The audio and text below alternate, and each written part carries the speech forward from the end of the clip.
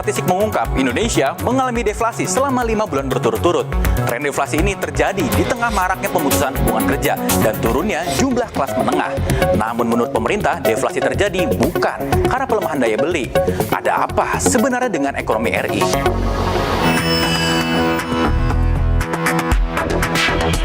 Badan Pusat Statistik merilis data deflasi di bulan September sebesar 0,12%. Deflasi ini sudah terjadi selama 5 bulan beruntun. BPS mencatat, komoditas yang menjadi penyumbang deflasi diantaranya adalah cabai merah, cabai rawit, telur ayam ras, daging ayam ras, dan bensin. Menurut data BPS, tren deflasi dimulai sejak Mei 2004 sebesar 0,03%, lalu berlanjut semakin dalam di bulan Juli sebesar 0,18%. BPS menyebut fenomena serupa pernah terjadi pada tahun 1999, kala Indonesia dilanda krisis moneter.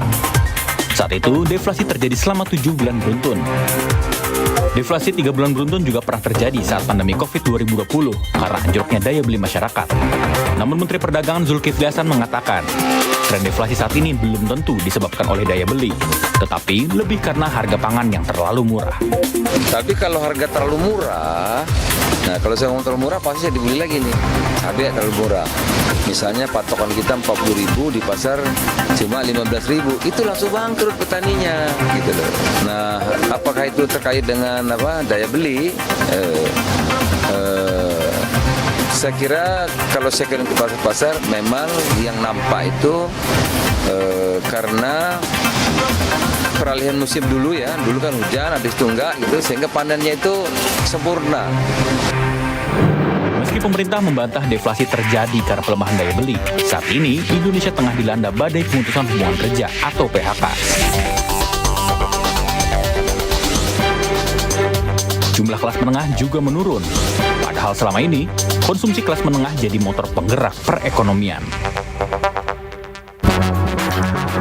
Pemerintah harus mengidentifikasi dengan tepat penyebab deflasi selama 5 bulan beruntun agar segera menemukan solusi sehingga tidak merugikan produsen dan tetap menjaga daya beli masyarakat. Saya Marcel Pungki dan juru kamera Sunoto untuk Bisnis Talk.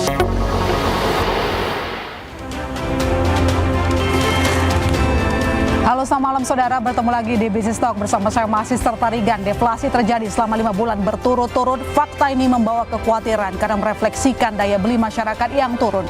Jika benar demikian, tentu menggerus potensi pertumbuhan perekonomian. Kita harus apa? Untuk menjawabnya, telah hadir di studio, saya menyapa Kepala Bappenas Arief Prasetyo Adi. Selamat malam Pak Arief. Selamat malam. Terima kasih telah bergabung di Bisnis Talk pada malam ini. Dan di sebelah saya ada Pak Roy Mande, Ketua Umum Asosiasi Pengusaha Retail Indonesia, Aprindo. Selamat malam Pak Roy. Selamat malam, Mbak Sister. Terima kasih kembali hadir di Bisnis Talk, dan tentu saja di sebelah kiri saya juga ada Pak Muhammad Faisal, Direktur Eksekutif Center of Reform and Economic Score. Selamat malam Pak Faisal. Selamat malam. Oke, saya punya pertanyaan langsung ke Pak Faisal dulu. Deflasi 5 bulan berturut-turut, keadaan ini sudah mengkhawatirkan atau masih di bawah kendali? Menariknya, biasanya kalau inflasi tinggi ya yang jadi isu ya. Iya. Sekarang ini deflasi. Nah, memang kita kalau melihat inflasi atau deflasi ini nggak bisa cuman melihat angkanya kalau misalkan 2-3% itu bagus atau tidak. Kecuali kalau memang hyperinflation ya. Nah, tapi kalau dia sampai deflasi 5 bulan berturut-turut, ini adalah sesuatu yang tidak biasa untuk ekonomi negara berkembang seperti Indonesia yang rata-rata tumbuh setiap tahunnya 5%. Ya. Karena kalau ekonomi itu berkembang, biasanya dalam kondisi normal ini ada permintaan yang ekonomi bergerak, permintaan meningkat, sehingga ini tetap ada level inflasi yang relatif disebut normal lah ya, atau yang wajar. Nah, jadi ketika ada deflasi terjadi, bukan cuma sekali. Kalau hanya sebetulnya deflasi dalam 1 bulan, 2 bulan pernah terjadi pada tahun-tahun sebelumnya. Nah, tapi kalau sampai 5 bulan berturut-turut di 2020 pada saat kita pandemi COVID pun tidak pernah sampai 5 bulan berturut-turut. Pernah lebih panjang tuh di tahun 99. Nah, jadi artinya hanya dalam kondisi ekonomi tidak dalam baik-baik saja dan dalam kondisi normal itu terjadi. Nah, pertanyaannya kenapa? Tapi kalau disebut sebagai krisis juga by definition dari GDP kita masih di rata-rata di 5%, walaupun nanti di kuartal ketiga kita bisa lihat saya prediksikan di 4,9% ya, jadi agak turun sedikit. Nah, tapi yang perlu diwaspadai dari deflasi ini adalah sebetulnya justru bukan dari kenaikan harga barang-barang, karena kalau harga barang-barang terlalu tinggi tentu tentu saja inflasi tinggi. Ya. Tapi kalau dia terlalu rendah, yang dikhawatirkan adalah dari sisi permintaan. Dari sisi permintaan ini kalau kita melihat dari permasalahannya tidak sederhana sebetulnya, karena banyak faktor yang mempengaruhi. Tingkat upah, masalah pekerjaan, masalah industri, kemudian kalau kita melihat bahasa industri masalahnya juga kompleks, ada masalah kebijakan perdagangan, ada kebijakan insentif energi dan lain-lain, yang semuanya berkelindan, ujung-ujungnya adalah sampai kepada tingkat konsumsi itu tidak sampai pada level yang biasanya terjadi, turun. Dan ya kalau itu dibiarkan terus-menerus, dikhawatirkan nanti ada down spiraling effect, ya, karena kalau dia terus lemah, ini mempengaruhi industri mengurangi kapasitas produksi, harus PHK. Kalau PHK kemudian tingkat masyarakat, daya beli masyarakat juga turun lagi, konsumsi turun lagi, terus turun seperti itu, tidak ada upaya untuk membalikkan. Nah, ini yang bisa mengarah dikhawatirkan ke ujung-ujungnya resesi. Sekarang sih alhamdulillah insya Allah sih mungkin tidak terjadi itu ya.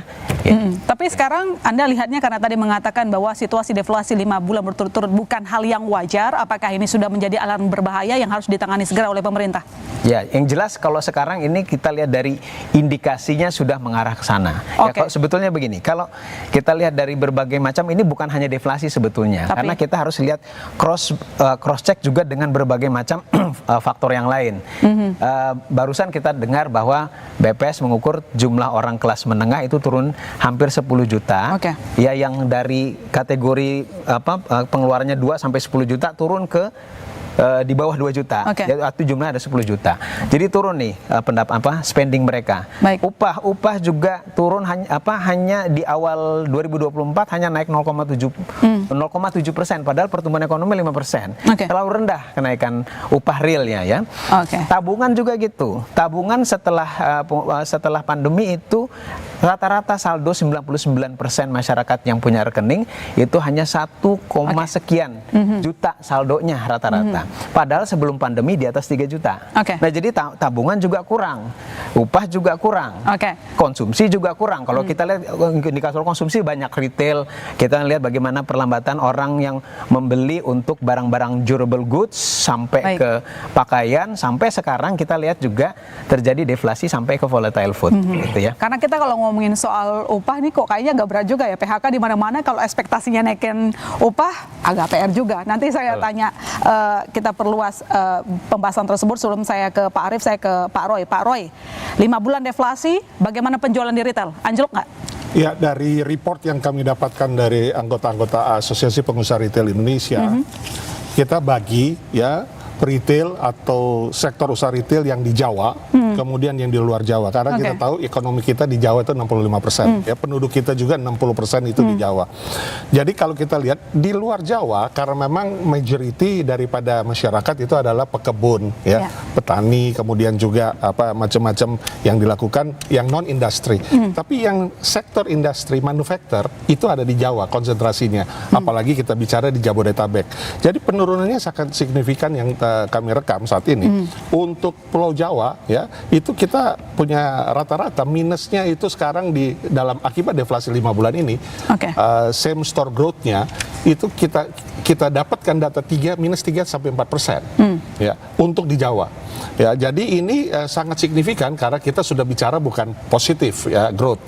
Kemudian kalau yang di luar Jawa masih ada pertumbuhan sekitar 2 sampai 3% positif.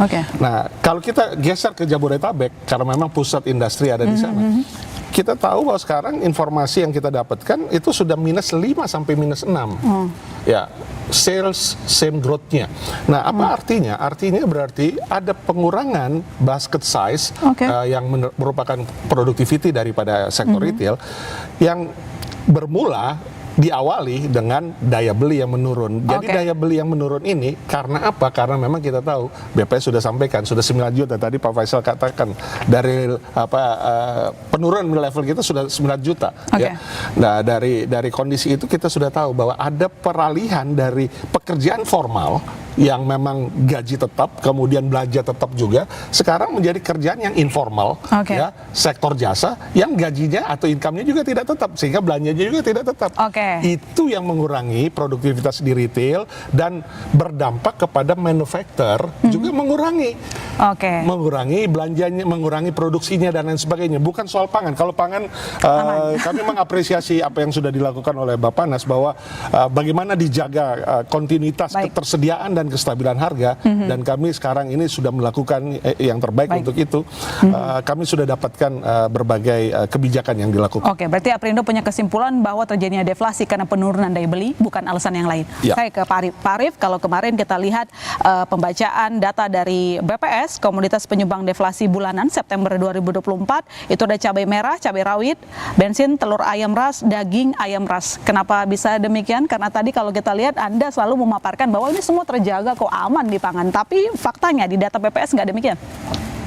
Ya, terima kasih Mbak Ilona. Yang pertama, kita semua nih dapat tugas ya, untuk menjaga inflasi 2,5% plus minus 1. Posisi hari ini inflasi adalah 1,84%. Kemudian untuk volatile food, September kemarin dirilis 1,43%. Kontributor utama adalah beras, year on year 0,23%. Nah, sekarang apa yang harus dilakukan? Kalau menurut kita semua, segala sesuatunya harus didudukan pada tingkat yang wajar. Jadi baik harga di tingkat petani maupun harga di tingkat konsumen.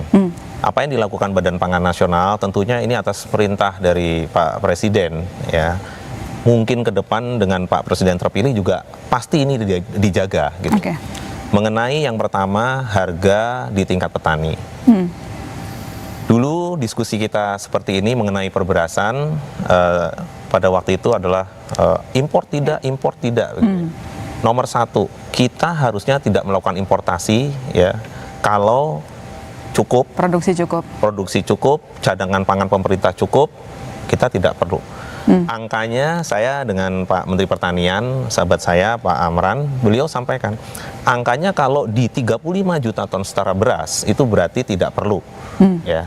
Sehingga apa yang dilakukan saudara saya di Kementerian Pertanian adalah mengenjot produksi ya dengan segala cara. Jadi pupuknya, benihnya, ekstensifikasi, pompanisasi dan lain-lain. Kita harus mengapresiasi. Ya. Kemudian bagaimana tadi harga cabai? Di situ peran penting dari BUMN pangan, private sector untuk menjadi standby buyer. Apa-apa yang diproduksi. Jadi orang atau petani peternak memproduksi sesuatu harus sudah ada standby buyer-nya, ya, based on market. Jadi market base. Jangan kita memproduksi sesuatu, tapi kita nggak tahu siapa yang mau beli. Kalau kita misalnya ke Medan, ke Jeruk Tankam Medan, ya, di Sumatera Utara, diproduksi. Nanti latah nih, karena laku, maka semua memproduksi, sehingga overproduction, harga jatuh.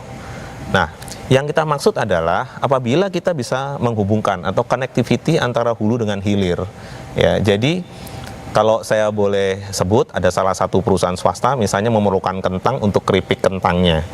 Sudah menyiapkan di Pengalengan sana produksi berapa banyak ya kentang jenis apa, berapa banyak, kemudian semacam plasma, harga kentangnya berapa, dia akan lebihkan. Jadi si petani itu willing untuk menanam, kemudian dibeli dengan harga yang baik.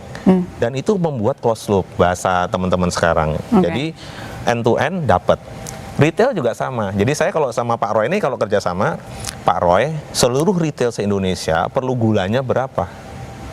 Berapa yang harus saya cetak 1 kilo, berapa yang harus 50 kilo.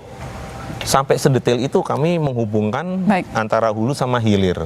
Sehingga kalau hari ini kita bicara inflasi, deflasi, nyatanya 1,84 itu adalah 2,5% minus 1%, ini masih oke dalam range. Dan perlu sebagai catatan, Mbak, Argentina itu sekarang inflasinya 237%. Kemudian Turki 51,97%. Kemudian kalau kita lihat Cina, inflasinya 0,6%. Tadi saya sama Mas Faisal diskusi. Sebenarnya apa yang disampaikan Bu Sri Mulyani kemarin benar, memang kita menargetkan 2,5 plus minus 1 tadi. Nah, apa yang disampaikan Pak Mendak, Pak Zulkifli Hasan, apabila ini terus-menerus kemudian harga menekan ke petani, kasihan petaninya. Itu juga betul. Jadi jangan sampai harga di tingkat petani itu rendah. Tapi saya punya satu slide ya. Ini slide ini boleh membuktikan. dipersingkat. Ya. Jadi ini volatile food. Yang kemudian ada satu lagi adalah indikatornya mengenai nilai tukar petani. Nilai tukar petani kita hari ini 111%. Ya. Dulu nilai tukar petani itu di bawah 100. Ya, ini bisa dilihat di grafiknya. Coba dilihat tanaman pangan. Tanaman pangan itu posisinya 111,37%. Kemudian di sini teman-teman perkebunan, ini sawit, kemudian tebu. Saya barusan telepon dengan teman di Jawa Timur menyampaikan bahwa happy dengan harga tebu saat ini, harga gula saat ini, gitu ya. Nah, kalau petani peternak kita lagi happy seperti ini, ya, jangan kita lakukan importasi berlebih. Ya, jadi importasi yang terukur. Nah, kalau yang mengenai ayam, ya ini saya sebenarnya kita punya PR mengenai cadangan pangan pemerintah dalam bentuk frozen. Jadi pada saat teman peternak, sahabat-sahabat saya ini memproduksi ayam berlebih, peternak rakyat, peternak kecil ini, harusnya nih pemerintah sudah menyiapkan sebagai standby buyer untuk meng-offtake dalam bentuk karkas frozen condition. Jadi kita harus siapkan, kemudian di hilirnya banyak sekali yang harus kita kerjakan. Ada 68 kabupaten, kota rawan rentan pangan, ya. Besok mungkin kita bisa kaitkan dengan Badan Gizi Nasional yang punya program makan bergizi gratis. Itu nanti harusnya bisa menjadi ekosistem. Yang jelas sebenarnya kalau soal nilai tukar petani ini juga biasanya kan kalau harga pangan lagi naik tuh di pasar naiknya ugal-ugalan, tapi di tingkat petani itu ternyata tidak terlalu mahal. Nah, apakah dengan deflasi, apakah sudah diperiksa ke lapangan bahwa mereka tidak sangat tertekan? Karena kadang data itu agak tidak relate dengan faktanya. Nanti Pak Arief jawab. Saudara jangan kemana-mana karena ternyata saudara deflasi selama 5 bulan pemerintah masih mendalami penyebab pasti. Menteri Koordinator Bidang Perekonomian Erlangga Hartarto bahkan menyebut sejumlah indikator perekonomian menunjukkan tanda yang baik-baik saja. Benarkah demikian? Kami segera kembali.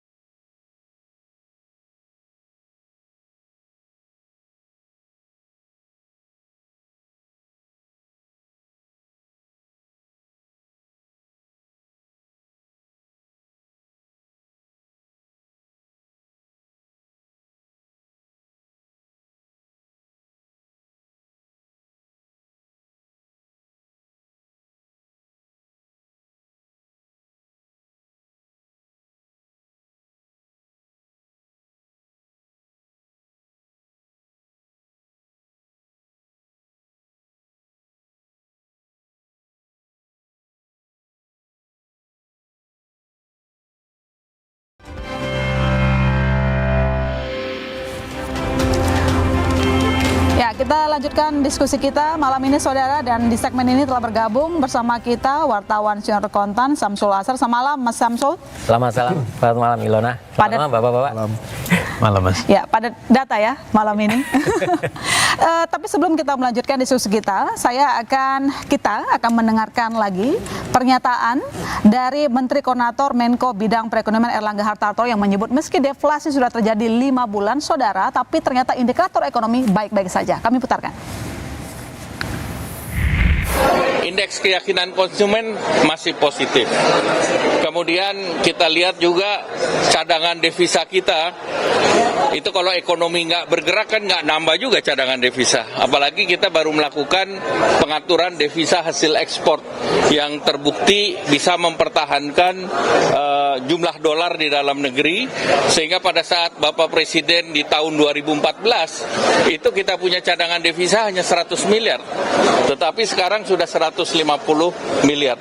Dan rupiah kan baru beberapa waktu yang lalu semua tidak ada yang percaya bahwa rupiah kita bisa tekan ke angka level sekarang 15.300. Kemudian indeks harga saham gabungan itu kita sudah melihat bahwa ini bisa tembus ke 8.000. Jadi itu membuktikan bahwa ekonomi bergerak. Ya, pemerintah tidak khawatir tampaknya tidak khawatir dengan tren deflasi 5 bulan berturut-turut dengan mengatakan bahwa indikator ekonomi baik-baik saja. Namun demikian saudara, tidak demikian yang terjadi terhadap dunia usaha seperti UMKM. Kami putarkan pernyataannya. Seberapa besar daya mereka bertahan dengan tabungan yang ada? Kalau daya tabungan yang ada itu semakin mengecil, apa boleh buat, pasti akan mengencangkan ikat pinggang. Impact-nya adalah daya belanja mereka akan berkurang. Masyarakat sekarang sedang memilah, konsumen sedang memilah apa yang menjadi sektor primer untuk dianya dan keluarga, dan apa yang menjadi sektor sekunder. Sepanjang sektor-sektor itu bisa menyesuaikan, belum ada masalah. Tetapi masalahnya adalah kalau mereka sudah mulai berteriak, kok saya jualan pakaian kok nggak ada yang beli sih dalam 1 hari. Nah, itu membuat mereka berteriak. Ya, kalau kata Pak Menko, indikator ekonomi baik-baik saja. Pak Roy, tolong ditanggapi, benarkah demikian di lapangan? Ya, tentunya kita tahu bahwa kita kan berbicara berdasarkan data. Ya, BPS juga menyampaikan bahwa memang kondisi inflasi kan inflasi inti itu yang masih tertata 1,8 tadi ya. Oke. Jadi, tapi kan yang terjadi sekarang justru bukan persoalan di kita bilang bahwa ekonomi masih baik saja, semua masih berjalan baik saja, tapi kenyataan di lapangan kan yang terjadi mid level memang turun. Ya. Nah, mid level turun itu memberi dampak kepada belanja atau konsumsi rumah tangga. Tadi saya sudah katakan dari formal kemudian ke non formal. Nah, itu di PPS juga ada mencatat ya, ada penurunan kontribusi kelas menengah. 2019 itu masih 41,9%. Tahun 2024 sudah turun ya jadi 36,8%. Ya, kontribusi kelas menengah. Jadi kelas menengah ini yang seringkali tidak menjadi attention ya dari pemerintah. Karena kita tahu bahwa yang selama ini dijaga ya bantalan-bantalan itu untuk di kelas marginal. Saudara-saudara kita yang berjumlah sekitar 26-27 juta. Tapi yang mid level ini ya sudah turun levelnya, kemudian juga 9 juta tadi datanya sudah jelas. Nah, ini bagaimana bantalannya? Bagaimana koordinasi kementerian lembaga untuk menjaga ya bagaimana mengedepankan industrialisasi, kemudian hilirisasi dan lain sebagainya, penciptaan tenaga kerja, sehingga jangan sampai semakin dalam jatuhnya mid level ini. Oke, boleh dibocorkan data mungkin selama 5 bulan terakhir, karena disitulah tren deflasi. Apakah ada data Perindo penurunan penjualan berapa persen kalau kita bandingkan year on year?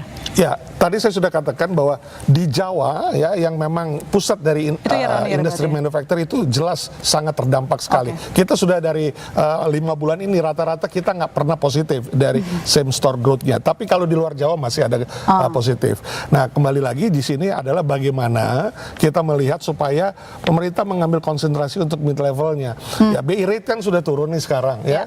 Sudah mengikuti the Fed. Nah, bagaimana relaksasi terhadap suku bunga misalnya. Fiskal juga bagaimana dampak fiskal untuk bantalan bagi kelompok menengah. Ini kan perlu langkah-langkah konkret ya. kita menyanyikan semuanya ekonomi baik, tentunya kita semangat yang sama. Pangan sudah tertata dengan baik dengan Bappenas, tetapi sektor manufaktur yang turun, ekspor yang turun, kemudian juga mid level yang turun, itu mengganggu di konsumsi. Oke, baik. Saya ke Pak Faisal. Pak Faisal, data-data yang tidak bisa kita tampik adalah soal tabungan rumah tangga rekening yang terus mengalami penyusutan. Ya, ini artinya mereka makan tabungan, entah itu untuk primer ataupun sekunder. Tetapi sebenarnya ada yang menarik. Ini banyak diperbincangkan juga nih sama di media sosial. Katanya daya beli turun, tapi kok yang namanya konser masih ramai begitu dan segala macamnya. Apakah ini merupakan paradoks konsumsi atau lifestyle inflation atau seeking consumption, atau bagaimana sebenarnya kita menggambarkan ini? Ya, sebetulnya petanya agak sedikit tidak sesederhana ya kita membicarakan dalam waktu singkat. Tapi begini, tidak semua bisa dilihat hanya dalam indikator yang makro. Makro, tidak semua. Jadi tadi disebutkan pertumbuhan ekonomi, cadangan devisa dan lain-lain ya. Contoh 2022 pertumbuhan ekonomi kita tinggi sampai 5,3%. Pada saat yang sama, paruh kedua 2022 PHK paling besar ya, setelah yang tahun ini ya. Nah, memang menurun di 2023. Jadi tidak semua kelihatan pada level makro. Lihat juga di indikator-indikator mikro tadi beberapa disampaikan juga oleh Pak Roy. Nah, ekonomi kita, GDP kita itu kalau hanya lihat dari pertumbuhan, 45% dari GDP kita itu digerakkan oleh 20% paling kaya, gitu. Nah, jadi yang tengah, yang 40% di tengah dan 40% yang paling bawah, ini dia menyumbangkan ya sekitar separuhnya. Nah, permasalahannya tadi di tengah. Tadi ketika berbicara, tapi katanya daya beli turun, tapi kok banyak yang konser. Nah, ini kita berbicara yang lapisan yang di atas itu tadi, gitu ya. Lapisannya di atas itu nggak ada masalah, ya. Jadi kita lihat saja kalau mall-mall yang high level, yang high class, ya itu masih berjalan balik baik-baik saja gitu. Tapi tidak demikian mungkin kalau kita melihat ke pusat-pusat belanja retail dan lain-lain yang tidak menyasar pada level itu ya. Nah, jadi sekali lagi kita nggak bisa melihat hanya dari agregat saja. Kita melihat juga yang secara mikro, terutama yang kelas menengah. Kenapa kelas menengah? Kelas menengah ini sebetulnya adalah engine pertumbuhan yang utama, karena dia mayoritas dan spendingnya itu mostly juga banyak di dalam negeri. Kelas atas itu bisa dalam negeri, spendingnya bisa di luar negeri. Dia bisa jalan-jalan ke luar negeri, dia bisa beli barang-barang di luar negeri, bisa just tip dan lain-lain gitu. Tapi yang kelas menengah ini yang bantalan untuk pergerakan ekonomi dalam negeri, termasuk pasar bagi industri domestik yang mempekerjakan orang-orang lokal gitu, yang nanti juga akhirnya nanti ke upah, ke konsumsi, ke pertumbuhan ekonomi begitu. Baik. Saya ke Pak Arief, ke pangan lagi nih Pak. Ini karena ngomongin soal perut masyarakat, pasti sangat menarik untuk didengarkan penjelasan Anda. Dari tren deflasi yang ada, Presiden Joko Widodo kan juga meminta harus dikendalikan, nggak cuma inflasi yang dikendalikan. Kalau ketika cek ke lapangan tuh Pak, apakah memang semua daerah untuk pangan itu harganya turun semua, atau justru ada yang tinggi? Karena kalau saya baca-baca, ada juga tuh pedagang bilang nggak kok, malah mahal-mahal semua gitu. Tapi nggak semua pasar sih. Gimana datanya? Jadi di Indonesia ini ada daerah konsumsi, ada daerah produksi. Jakarta ini daerah konsumsi. Nah, sumbernya dari mana? Kalau misalnya beras berarti dari Pantura, ya, mulai dari Bekasi sampai Sukamandi, terus sampai Indramayu, Cirebon, itu sumber beras utama. Kebutuhan Jakarta 90.000 ton, ya, konsumsi dari situ. Pada saat Jawa Barat tidak panen, maka akan tergantikan oleh daerah lain. Jadi memang kita harus bersyukur karena Indonesia ini sebegitu luas, panen itu bergilir. Jawa Tengah, Jawa Timur, kemudian nanti misalnya geser ke Sumatera Selatan, ke Lampung, ke Sulawesi Selatan. Nah, orang-orang yang menyiapkan cadangan pangan pemerintah, ya, utamanya dalam hal ini misalnya Badan Pangan Nasional, Bulog, ya, kemudian pemerintah daerah, itu sudah tahu peta panen. Ya, peta panen di mana. Nah, yang harus dijaga itu memang salah satunya adalah cadangan pangan pemerintah. Ya. Pada saat harga itu jatuh, artinya produksi sedang tinggi. Ini pemerintah wajib masuk, ya, untuk menyerap dengan harga yang sudah ditetapkan melalui keputusan Badan Pangan Nasional. Jadi di situ sudah ada production cost dari setiap produk yang komoditas yang 9 itu, misalnya bawang merah. Bawang merah kita udah tahu berapa biayanya, biaya produksi. Tentunya ini tidak akan bisa 100% ya menyenangkan semua pihak. Ya. Kenapa? Karena kita menyeimbangkan. Dan variable cost dari setiap wilayah itu berbeda. Sebagai contoh misalnya, kalau kita tanam padi, kalau di Pantura ini 1 hektar sewanya antara 10 sampai 16 juta per hektar per musim tanam. Tapi kalau main ke Lampung masih ada 3 juta sampai 5 juta. Sampai ke Sumbawa masih 2 juta sewanya per lahan per musim tanam. Nah, variable cost itu kan berbeda-beda. Sehingga kita sudah bisa membuat ya berapa harga acuan pembelian, berapa harga acuan penjualan. Tapi faktanya di lapangan gimana Pak Arif? Apakah sama semua? Tidak akan sama. Enggak. Jadi misalnya begini, Brebes itu bawang merah itu pasti produksi di Brebes, satu lagi di Sumbawa, satu lagi misalnya di Nganjuk. Kita udah tahu nih kapan panen Sumbawa, kapan panen di Brebes. Kemarin oversupply. Nih akhir minggu ini saya akan ke Malaysia. Kita lagi ekspor nih, jadi apresiasi buat teman-teman di Kementan karena produksi bawang merah kita berlebih. Nah, yang kita buat apa? Kita buat link ya, B2B, private to private. Ini akan kirim ke Malaysia. Satu lagi ke Thailand. Karena ini yang selalu diekspos adalah kita importnya terus, Mbak Ilona. Saya mau sampaikan dalam forum yang baik ini di Kompas TV bahwa kita itu tidak semua insufficient. Nanti boleh dicek sama teman-teman. Jadi ada produk yang sudah sufficient. Contoh misalnya ayam. Begitu harga ayam itu jatuh, sebenarnya kesempatan kita untuk menyiapkan ekspor. Ya, kenapa sih malu memberitakan bahwa kita itu bisa mengekspor ya proses chicken? Ya. Berarti banyak nggak sekarang yang pengen diekspor karena mungkin tadi pasokannya berlebihan, nggak sesuai sama itu yang harus kita kerjakan.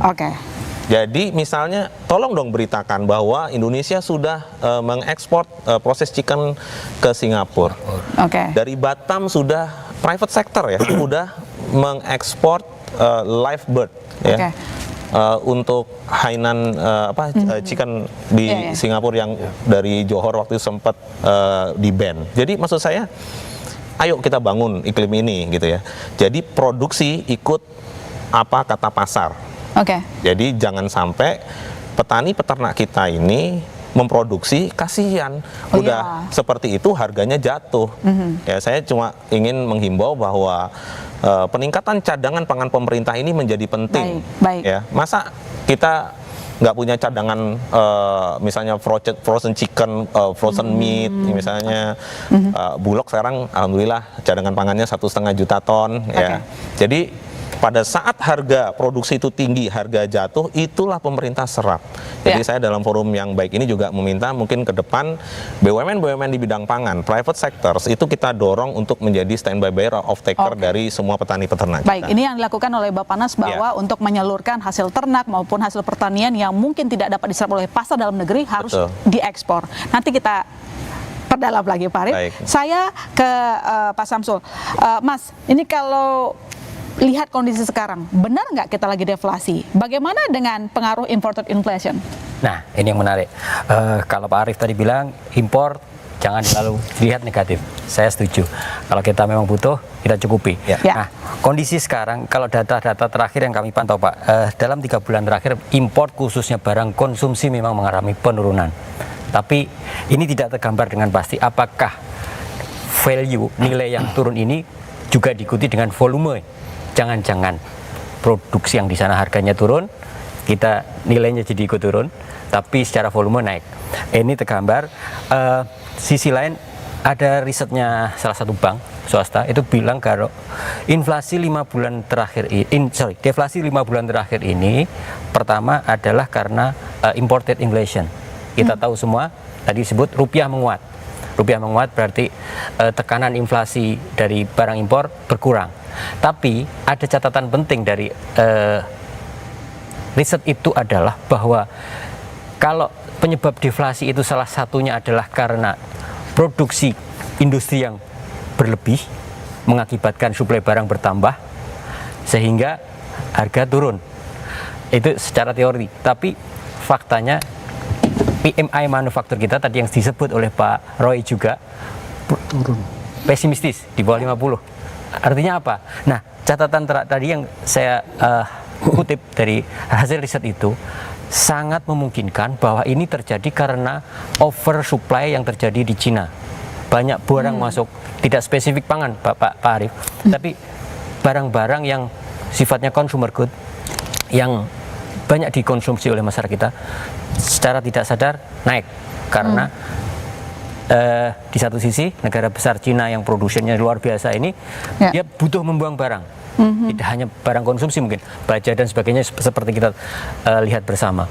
Nah, itu yang mungkin harus jadi perhatian kita bersama, bahwa deflasi ini tidak semata-mata karena daya beli kita yang di dalam negeri turun, tapi ada faktor-faktor yang seperti itu. Dan ini akan mungkin sangat terjadi. Deflasi mungkin sudah dipantau oleh Badan Pangan juga, bahwa bulan-bulan ke depan ini akan ada mulai panen, Pak ya.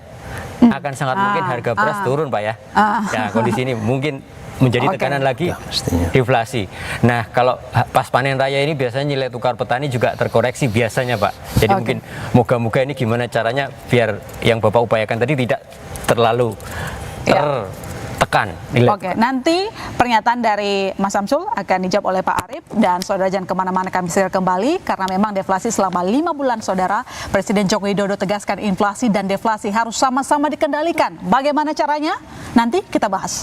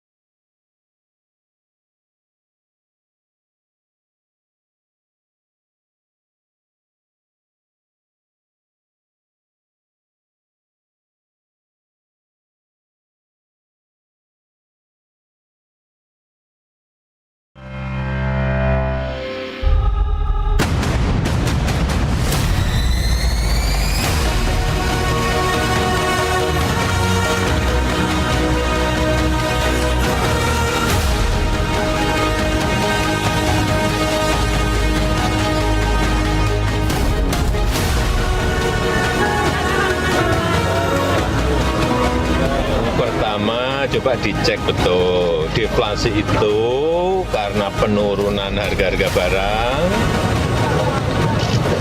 karena pasokannya baik, karena distribusinya baik, karena transportasi nggak ada hambatan, atau karena memang ada daya beli yang berkurang.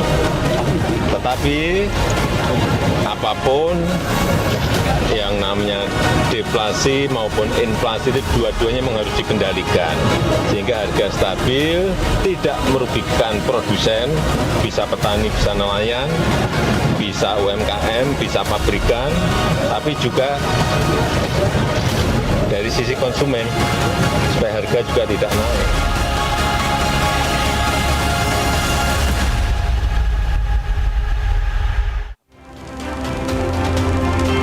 Ya, langsung saja saya ke Pak Arif untuk merespon pernyataan dari Mas Syamsul tadi bahwa banyak banjir impor, oversupply consumer goods, mungkin termasuk pangan di sana.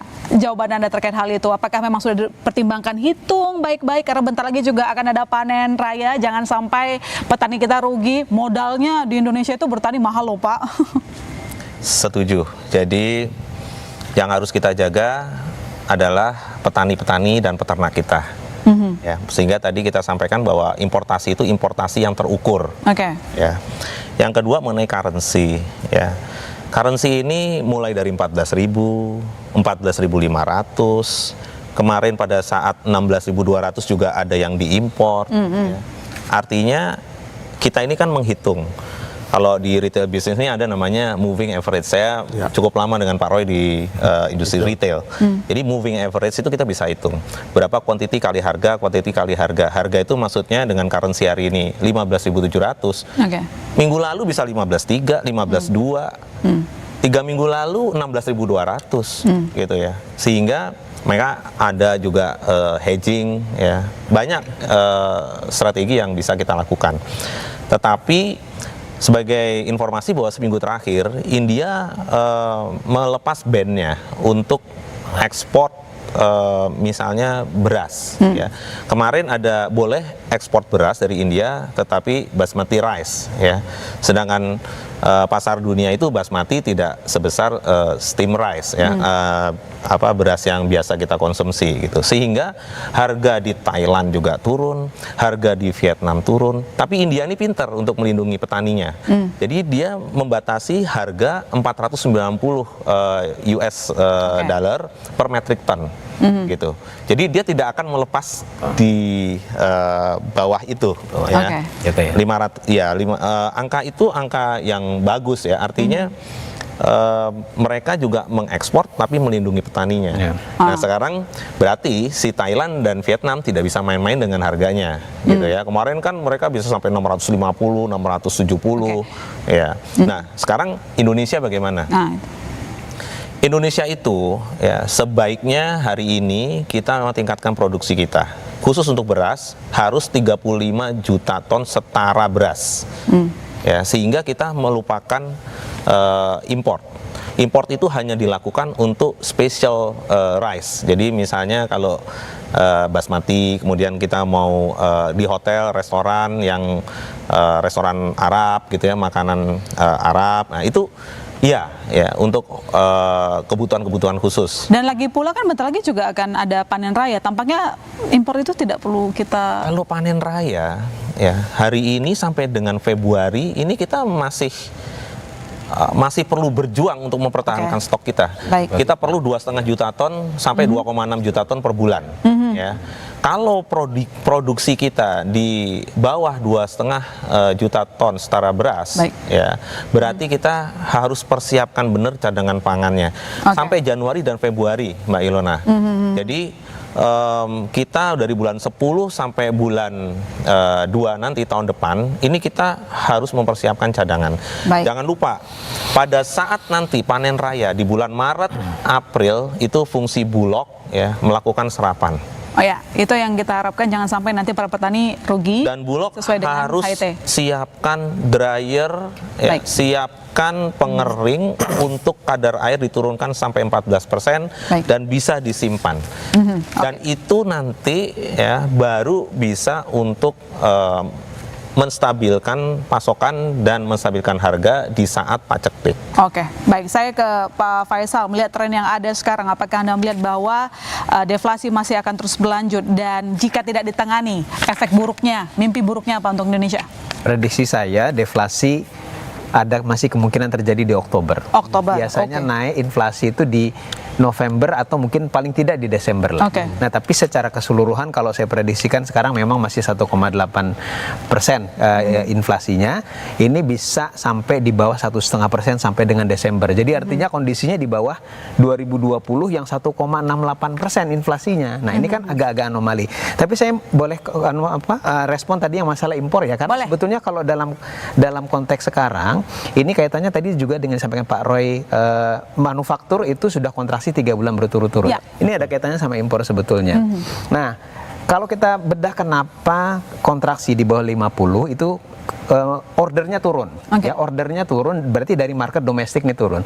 Nah, memang kalau kita hubungkan ada kecenderungan tadi kondisi di Cina yang oversupply, ya, demand oversupply itu karena demandnya lemah sekali, supply-nya besar sekali. Nah, dia mencari jalan ke negara-negara, dilempar ini produk-produknya ke negara-negara yang pasarnya besar, hambatan perdagangannya kecil. Dan itulah ciri-ciri Indonesia, ya. Nah, masuk ke Indonesia sehingga, dan terutama bukan hanya yang legal masalahnya, tapi kita dibanjiri juga dengan yang ilegal karena harganya itu bukan cuma separuh, beberapa produk daripada tekstil, sepatu itu di bawah daripada separuh. Nah, dengan pengawasan yang rendah, justru ini yang membuat jadi industri domestiknya jadi kehilangan pasarnya karena konsumen di dalam negeri, apalagi dengan kondisi daya beli seperti sekarang, dia akan cari yang paling murah. Nggak peduli mau impor, mau dari dalam negeri gitu, yang penting murah. Ya kan? Tapi yang kena kan industrinya. Industrinya kalau sampai turun kapasitas produksi, sampai PHK, nanti spiral tadi, jadi lingkaran setan ke masalah upah dan kembali ke masalah daya beli lagi. Gitu. Itu memang saling berkaitan. Jadi kesimpulannya kepada Pak Roy, lagi butuh insentif apa kira-kira? Ya, terima kasih. Ya, jadi apa yang dikatakan Pak Faisal tadi benar sekali. Jadi kondisi sekarang kita berhadapan dengan banjirnya produk-produk yang masuk itu yang ilegal. Nah, kita business war-nya bukan di legal lagi, tapi di ilegal produknya. Dan ini perlu ekstra yang luar biasa pekerjaan Satgas Import supaya tidak tenang-tenang saja, tapi justru gercep ya. Nah, beberapa hal yang kita coba lihat adalah yang pertama, kita perlu mendorong atau mengingatkan kembali lagi kebijakan populis pemerintah, kebijakan moneter yang ekspansif, ya, yang cepat, yang longgar, sehingga memberikan dampak kepada penurunan suku bunga, ya, bagi konsumsi masyarakat sehingga tidak memberatkan dalam suku bunga kredit apapun, dan juga untuk mendorong investasi. Nah, itu kebijakan moneter yang tentunya kita harapkan segera gercep. Kemudian stimulus fiskal, mendorong percepatan lagi untuk pembangunan infrastruktur, proyek infrastruktur, sehingga menyerap tenaga kerja. Itu menjadi bagian penting. Subsidi bantuan langsung, jangan lupa kelompok menengah harus diingat. Jangan hanya kelompok marginal. Ya, kelompok menengah ini punya porsi tersendiri yang signifikan di konsumsi. Kemudian untuk UMKM, ini UMKM kan penurunan ini juga mereka menurunkan harga. Berarti kan pendapatan mereka juga turun. Nah, bagaimana subsidi buat mereka? Bantuan langkah konkret atau dukungan untuk UMKM bagaimana? Bukan euforia saja, tapi hal-hal yang nyata. Dan juga ya berkaitan dengan pengembangan ekspor tadi sudah disinggung. Ya, jadi kembali lagi ini mesti diorkestra, mesti didirigen, bukan katakanlah berjalan dengan waktu. Kita semua hanyut dengan ketenangan, seolah-olah aman, tetapi kondisi di mid level sudah turun. Jangan sampai yang terjadi yang istilahnya itu spiral deflation, ya, di mana kondisinya ini berhubungan semua sehingga berujung kepada resesi, ya. Pengurangan productivity, pengurangan tenaga daya beli, kemudian berujung kepada pengurangan konsumsi, dan kalau kita sudah 2 kali recession kan, 2 kali minus PDB, maka kita jadi negara resesi. Jadi spiral deflation ini harus dijaga. Baik. Simpulannya Mas Syamsul mungkin singkat saja, deflasi yang berturut-turut tidak hanya terjadi tahun ini, kita sudah pernah merasakan itu kalau dulu kan ada di resesi ya, 1930-an maupun 97 dan 98. Dengan kondisi sekarang sekarang ini, apa yang harus dilakukan segera, apa yang perlu diobati segera, dan apakah target pertumbuhan ekonomi 2024 bisa tercapai kalau deflasinya kayak gini? Saya kira pemerintah tidak harus bilang diam-diam saja, tapi harus bergerak yang real. Apakah itu khusus menengah ke atas mungkin bisa diulang lagi, apakah itu menanggung PPN yang ditanggung oleh karyawan itu mungkin jadi salah satu insentif yang mungkin dirasakan. Kalau level bawah itu ada BLT, level atas ada tax holiday, mungkin di level tengah yang konsumsinya karyawan terutama itu yang seperti itu mungkin bisa dilakukan. Dan pemerintah juga tidak bisa bilang ini ada baik-baik saja, mungkin secara angka memang positif atau optimistis di atas 100, tapi indeks keyakinan konsumen hari ini yang dirilis BI itu bilang bahwa 124 turun ke 123, artinya tren turun dalam 3 bulan terakhir. Itu sebenarnya tanda-tanda yang harus kita waspadai bersama. Dan sisi moneter tadi saya sepakat dengan Pak Roy, bunga turun lagi Pak ya, perlu biar kredit kurang ya turun. soalnya. Itu sisi moneter, karena di satu sisi ini uang beredar itu trennya juga turun. Ya, itu kan tanda-tanda krisis yang tidak kita harapkan semua. Ya, PR ini jadi salah satu tugas besar terhadap pemerintahan yang baru akan dilantik 20 Oktober nanti. Kita tunggu kebijakan yang tepat untuk semua, terutama untuk kelas menengah yang menyumbang mayoritas terhadap pertumbuhan ekonomi. Saya tahu narasumber saya masih punya banyak data, kita juga masih menarik ingin membahasnya, tapi durasi kita terbatas Bapak-Bapak. Maka dengan itu saya ucapkan terima kasih untuk Bapak-Bapak yang telah hadir di studio Kompas TV pada malam ini. Pak Arief Prasetyo Adi, Kepala Bappenas, terima kasih banyak Pak atas pemaparan data-datanya. Saya juga ucapkan terima kasih ke Pak Roy Mande, Ketua Umum Asosiasi Pengusaha Retail Indonesia. Terima kasih Pak, semoga usaha tetap lancar. Saya ucapkan terima kasih ke Pak Muhammad Faisal, Direktur Eksekutif Center of Reform and Economics Core. Terima kasih. Dan tentu saja Mas Samsul, wartawan Senior Kontan. Saudara jangan kemana-mana, saya masih akan segera kembali.